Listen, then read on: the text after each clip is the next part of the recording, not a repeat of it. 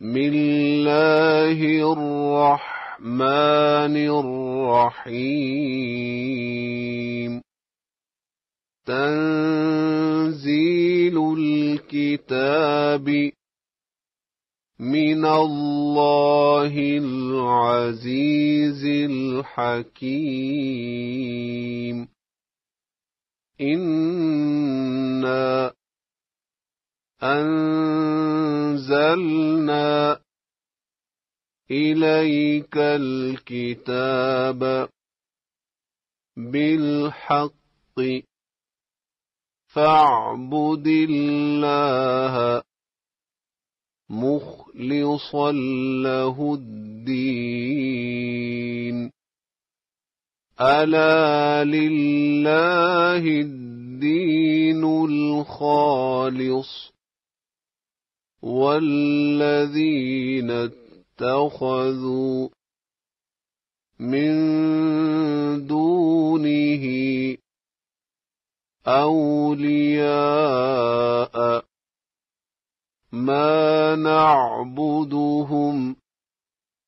إلا ليقربونا إلى الله زلفى إن الله يحكم بينهم فيما هم فيه يختلفون إن الله لا يهدي من هو كاذب كفار لو أراد الله أن يتخذ ولدا لاصطفى مما يخلق ما يشاء سبحانه هو الله الواحد القهار خلق السماوات والأرض بالحق يكور الليل على النهار ويكور النهار على الليل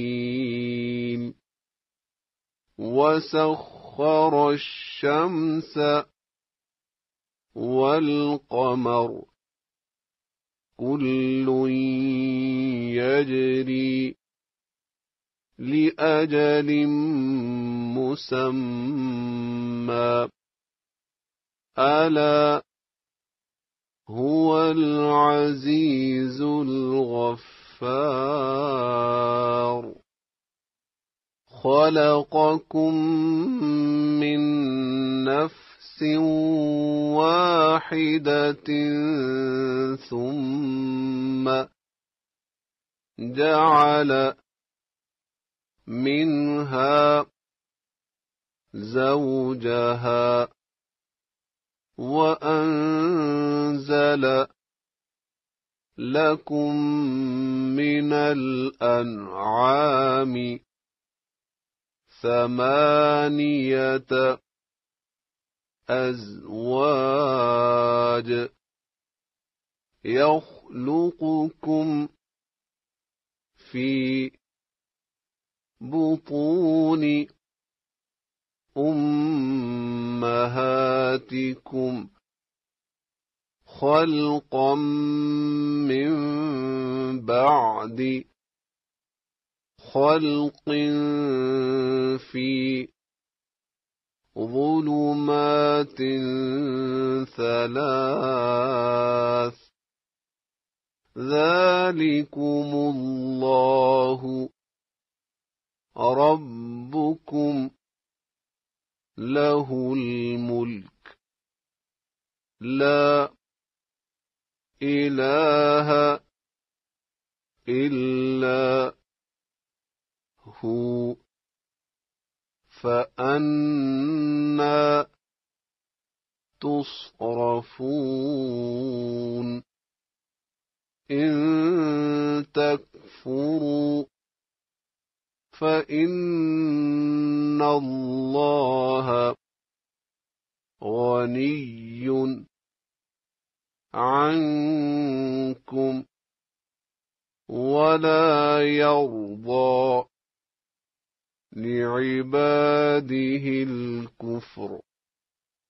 وإن تشكروا يرضه لكم ولا تزر وازرة وزر أخرى ثم إلى ربكم مرجعكم فينبئكم بما كنتم تعملون إنه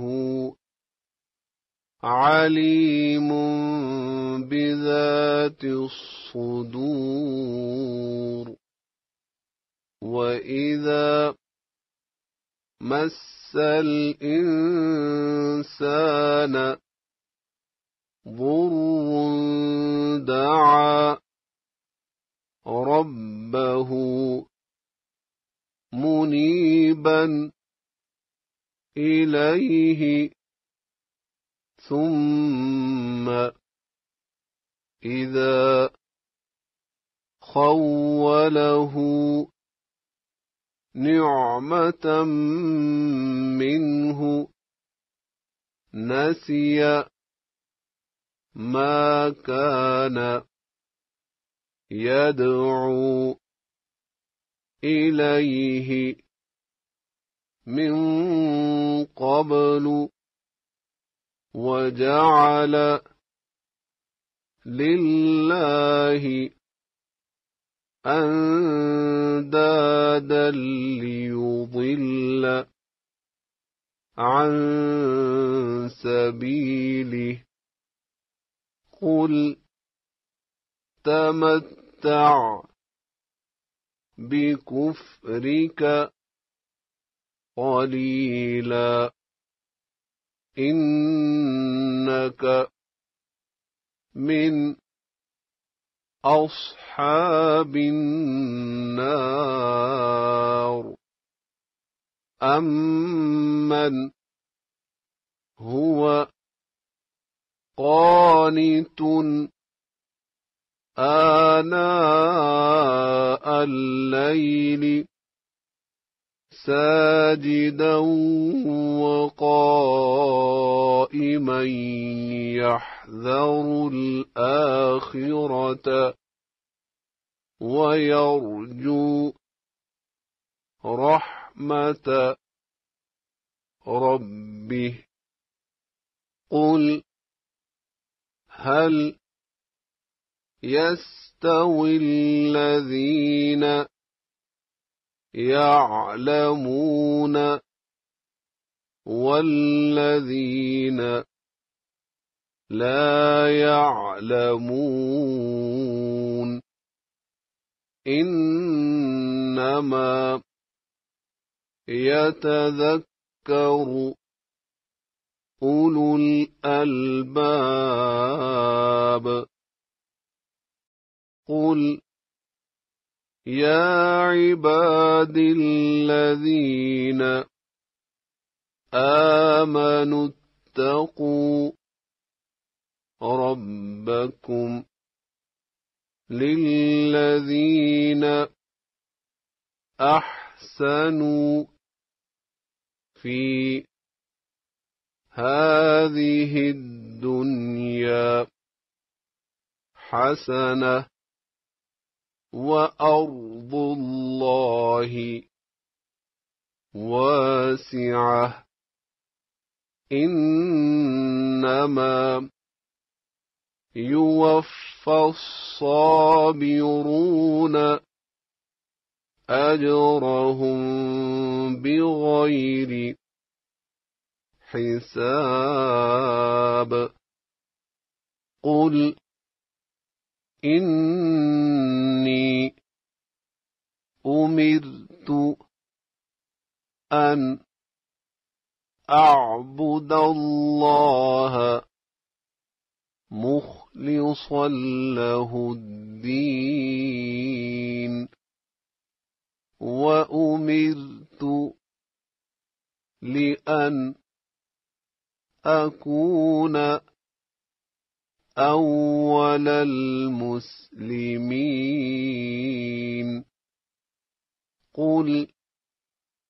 إني أخاف إن عصيت ربي عذاب يوم عظيم قل الله أعبد مخلصا له ديني فاعبدوا ما شئتم من دونه قل إن الخاسرين الذين خسروا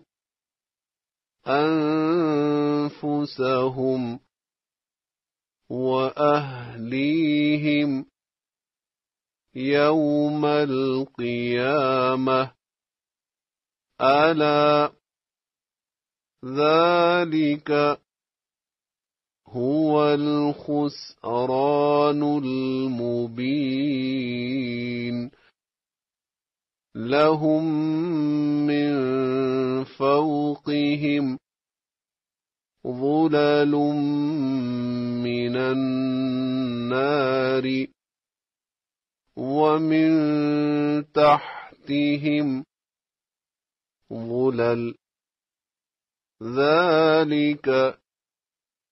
يخوف الله به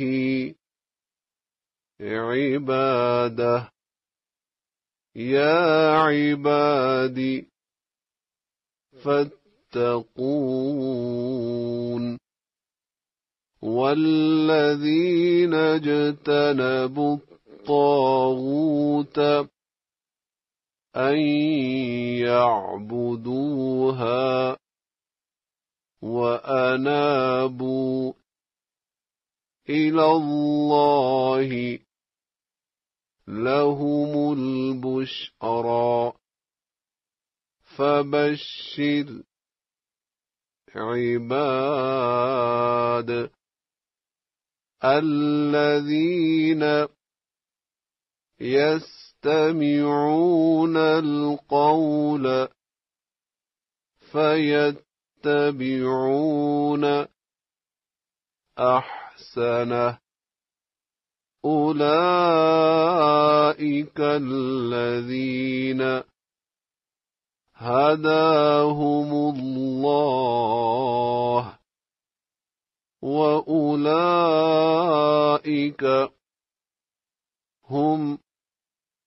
أولو الألباب أفمن حق عليه كلمة العذاب أفأنت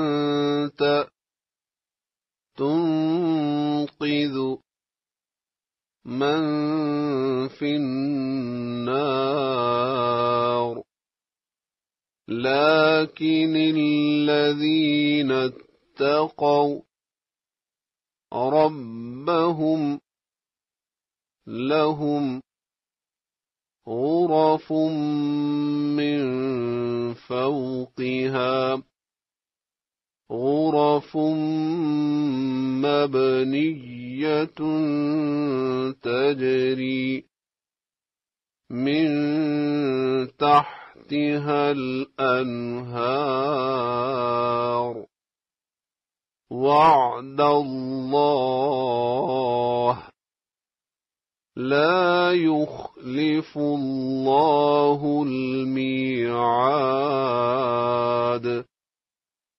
ألم تر أن الله أنزل من السماء ماء فسلكه ينابيع في الأرض ثم يخرج به زرعا مختلفا ألوانه ثم يهيج فتراه مصفرا ثم يجعله حطاما إن في ذلك لذكرى لأولي الألباب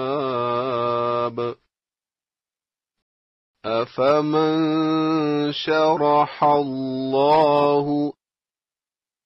صدره للإسلام فهو على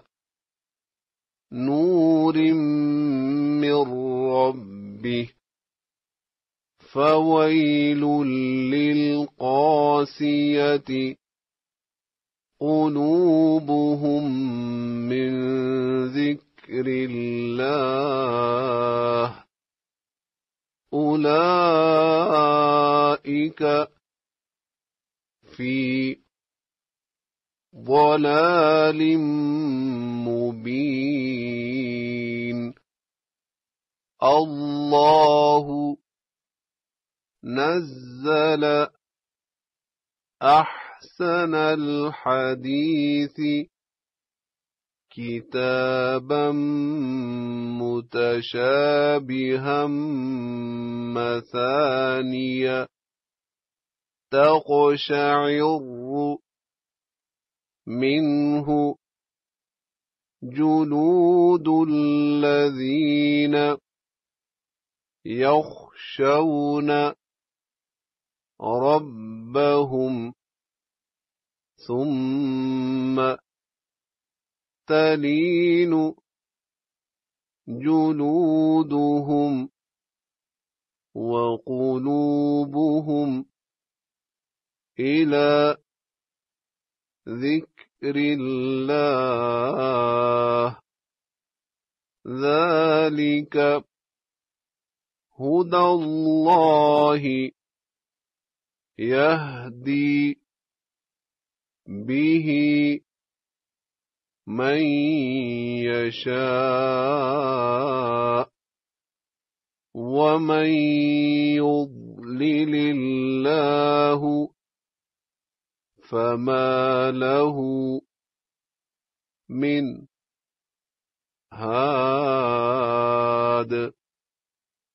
أفمن يتقي بوجهه سوء العذاب يوم القيامة. وقيل للظالمين ذوقوا ما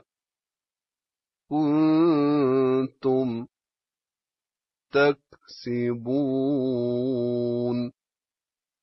كذب الذين من قبلهم فأتاهم العذاب من حيث لا يشعرون. فأذاقهم الله الخزي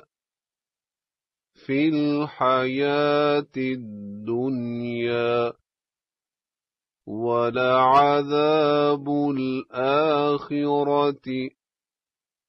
أكبر لو كانوا يعلمون. ولقد ضربنا للناس في هذا القرآن من كل مثل لعلهم يتذكرون. قرآنا عربيا غير ذي عوج لعلهم يتقون. ضرب الله مثلا رجلا فيه شركاء متشاكسون ورجلا سلما لرجل هل يستويان مثلا الحمد لله بل أكثرهم لا يعلمون. إنك ميت وإنهم ميتون ثم إنكم يوم القيامة عند ربكم تختصمون.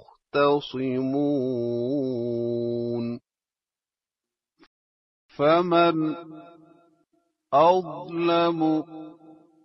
ممن كذب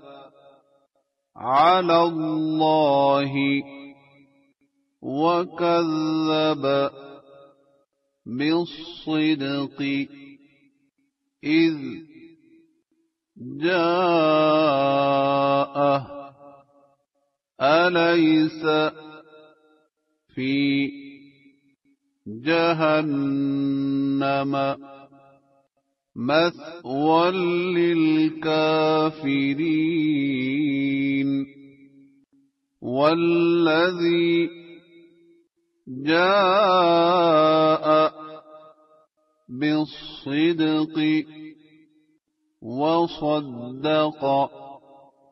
به أولئك هم المتقون.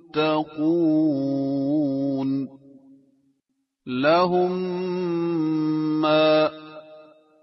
يشاءون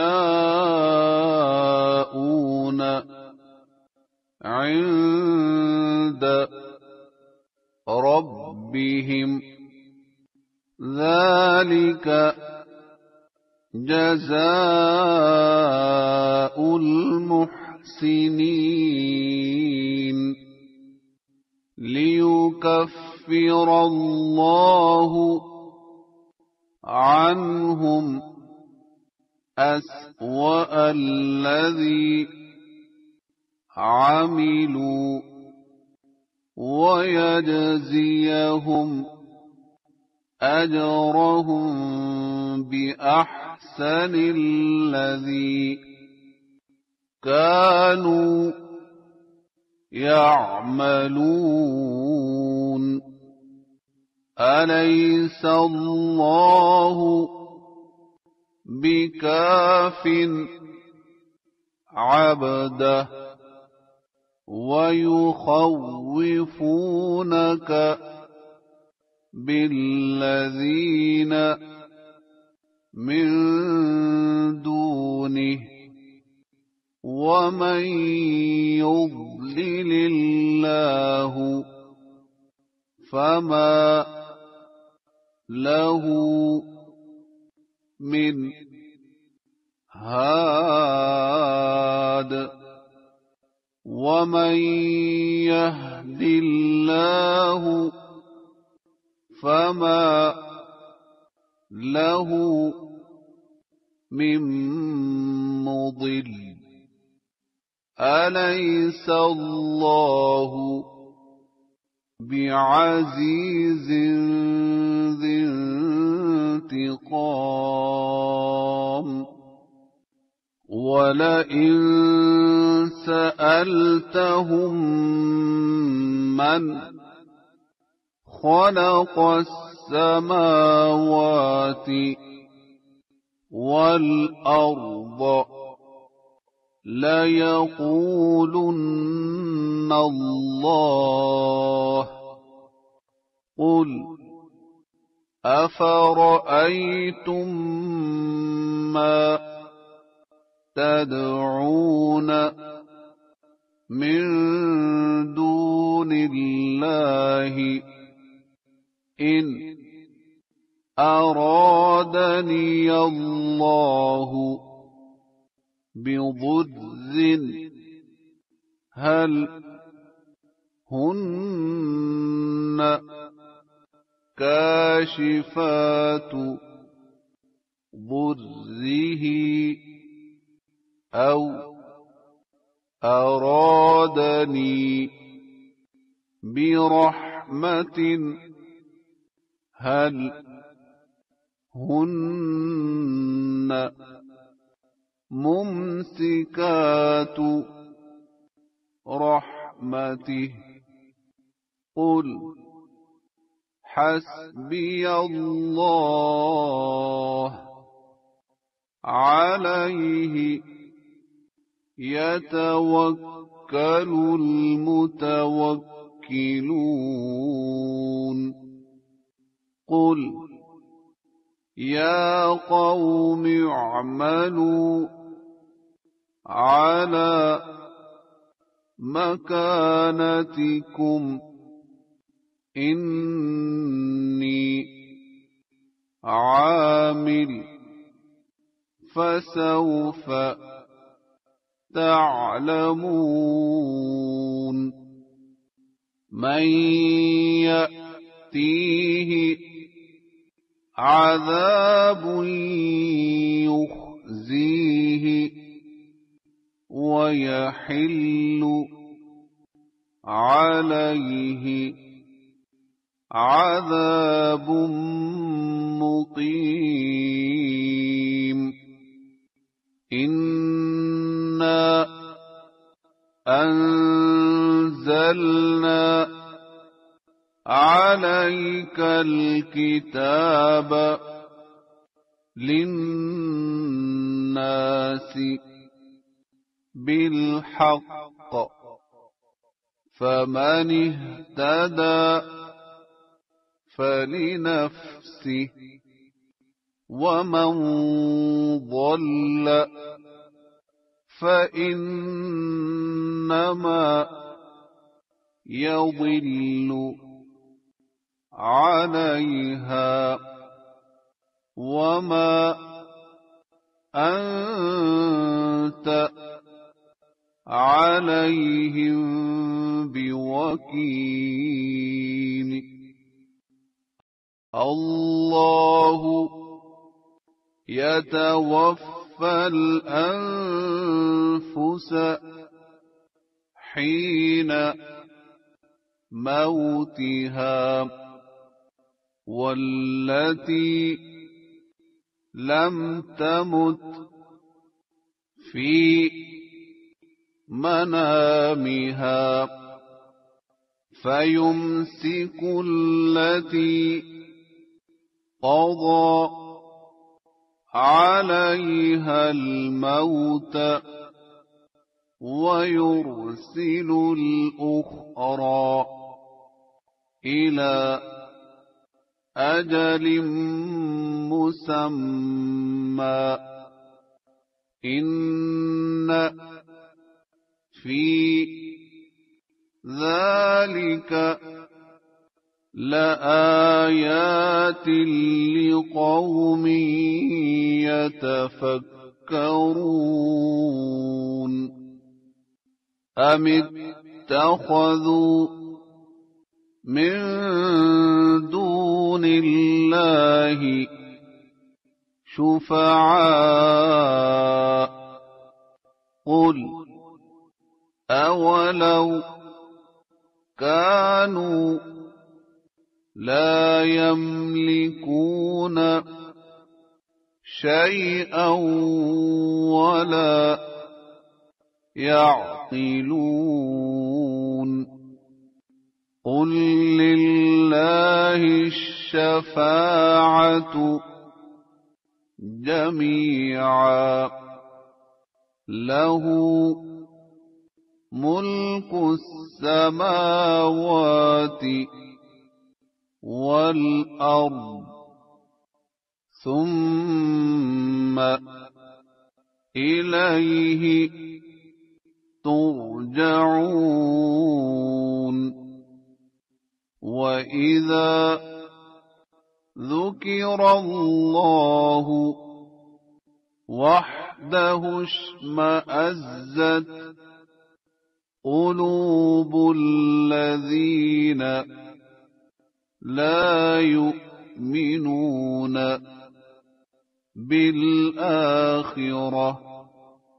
وإذا ذكر الذين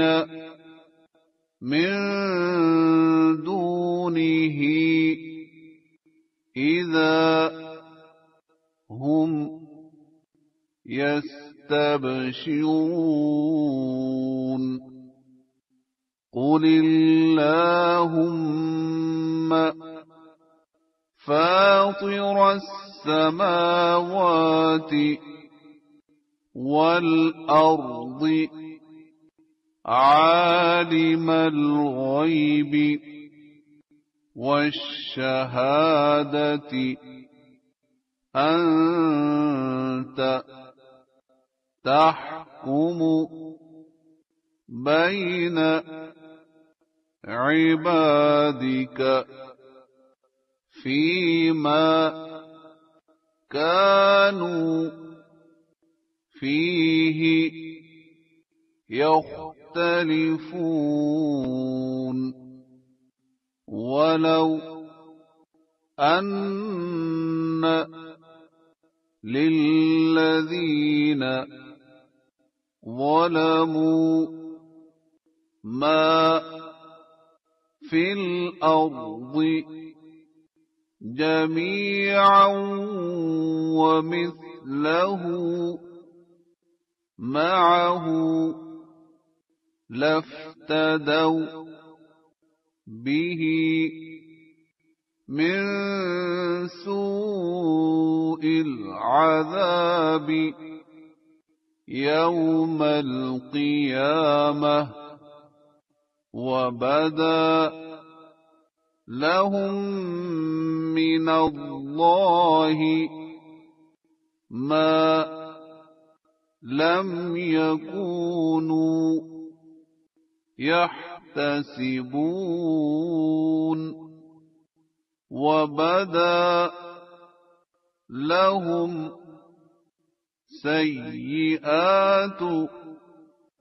ما كسبوا وحاق بهم ما كانوا به يستهزئون فإذا مس الإنسان ضر دعانا ثم إذا خولناه نعمة منا قال إنما أوتيته على علم بل هي فتنة ولكن أكثرهم لا يعلمون قد قالها الذين من قبلهم فما أغنى عنهم ما كانوا يكسبون فأصابهم سيئات ما كسبوا والذين ظلموا من هؤلاء سيصيبهم سيئات ما كسبوا وما هم بمعجزين أولم يعلموا أن الله يبسط الرزق لمن يشاء ويقدر إن في ذلك لآيات لقوم يؤمنون قل يا عبادي الذين أسرفوا على أنفسهم لا تقنطوا من رحمة الله إن الله يغفر الذنوب جميعا إنه هو الغفور الرحيم وأنيبوا إلى ربكم وأسلموا له من قبل أن يأتيكم العذاب ثم لا تنصرون واتبعوا أحسن ما أنزل إليكم من ربكم من قبل أن يأتيكم العذاب بغتة وأنتم لا تشعرون أن تقول نفس يا حسرة على ما فرطت في جنب الله وإن كنت لمن الساخرين أو تقول لو أن الله هداني لكنت من المتقين أو تقول حين ترى العذاب لو أن لي كرة فأكون من المحسنين بلى قد جاءتك آياتي فكذبت بها واستكبرت وكنت من الكافرين ويوم القيامة ترى الذين كذبوا على الله وجوههم مسودة أليس في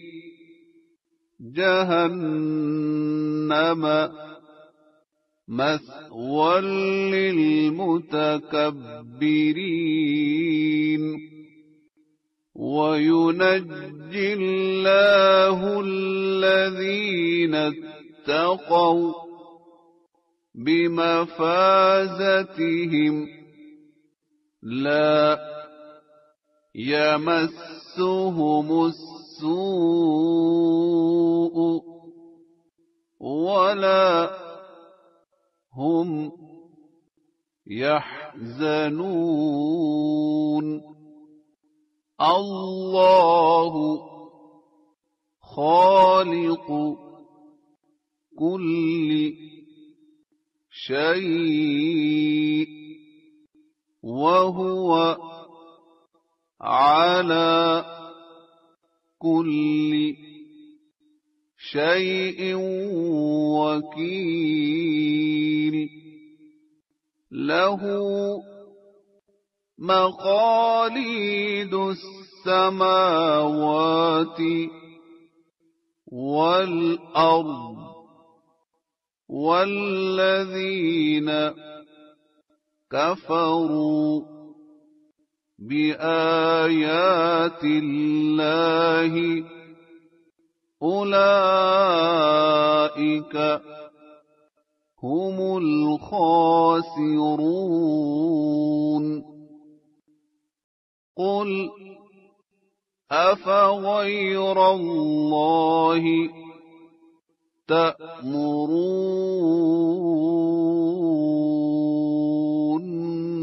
تأمروني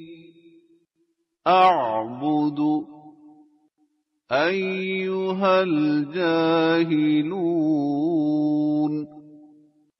ولقد أوحي إليك وإلى الذين من قبلك لئن أشركت ليحبطن عملك ولتكونن من الخاسرين بل الله فاعبد وكن من الشاكرين وما قدروا الله حق قدره والأرض جميعا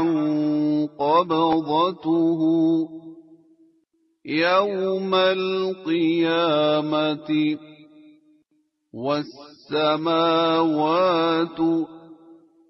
مطويات بيمينه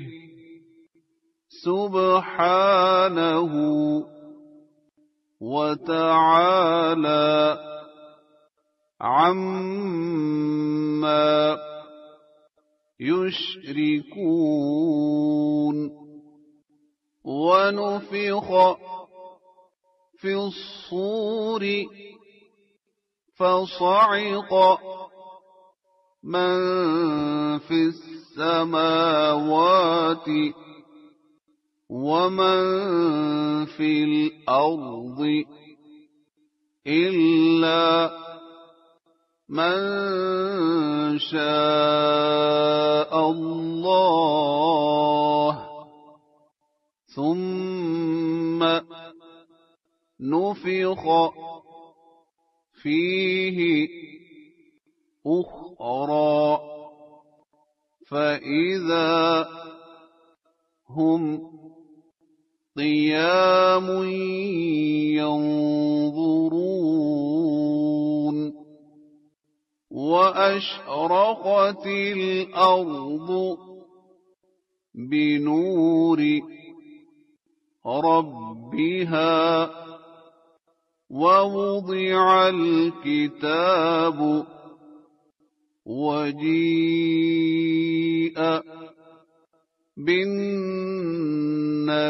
بالنبيين والشهداء وقضي بينهم بالحق وهم لا يظلمون ووفيت كل نفس ما عملت وهو أعلم بما يفعلون وسيق الذين كفروا إلى جهنم زمرا حتى إذا جاءوها فتحت أبوابها وقال لهم خزنتها ألم يأتكم رسل منكم يتلون عليكم آيات ربكم وينذرونكم لقاء يومكم هذا قالوا بلى ولكن حقت كلمة العذاب على الكافرين قيل ادخلوا أبواب جهنم خالدين فيها فبئس مثوى المتكبرين وسيق الذين اتقوا ربهم إلى الجنة زمرا حتى إذا جاءوها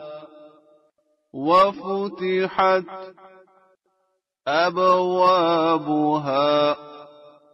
وقال لهم خزنتها سلام عليكم طبتم فادخلوها خالدين وقالوا الحمد لله الذي صدقنا وعده وأورثنا الأرض نتبوأ من الجنة حيث نشاء فنعم أجر العاملين وترى الملائكة